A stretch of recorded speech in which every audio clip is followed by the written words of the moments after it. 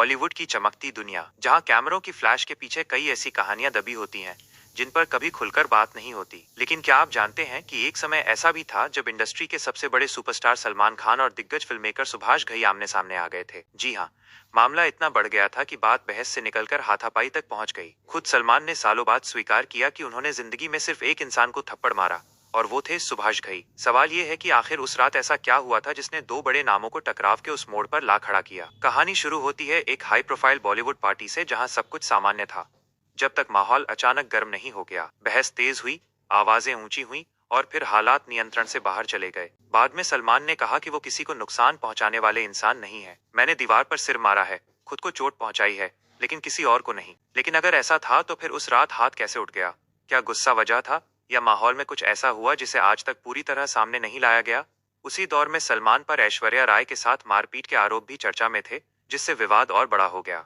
Interview में उन्होंने साफ कहा कि वो इमोशनल इंसान हैं और गुस्से में खुद को नुकसान पहुंचाते हैं। लेकिन इंडस्ट्री के अंदर सवाल उठ रहे थे, क्या ये सिर्फ गलत फहमी थी, या उस दौर में सलमान सचमुच नियंत्रण खो बैठे थे? क्या उस पार्टी में कुछ ऐसा हुआ जिसे दोनों पक्ष अलग अलग तरीके से देखते हैं? सच आखिर किसके पास था?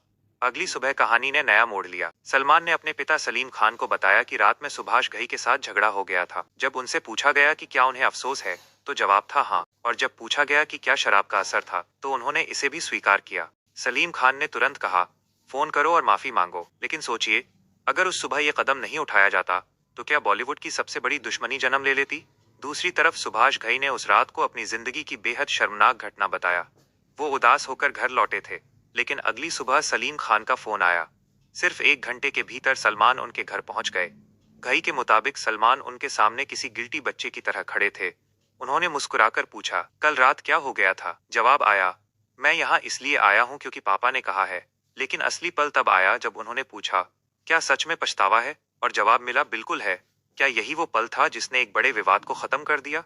समय बीता और वही दो लोग जिनके बीच कभी टकराव हुआ था, साथ काम करते नजर आए।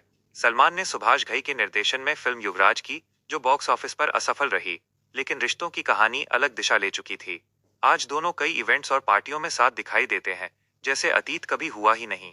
लेकिन सवाल अब भी बाकी है, क्या ये सिर्फ एक गलत फहमी थी, या बॉलीवुड की उन सच्चाइयों में से एक जो कभी पूरी तरह सामने नहीं आती? आखिर उस रात की पूरी कहानी कौन जानता है, और क्या सच आज भी अधूरा है?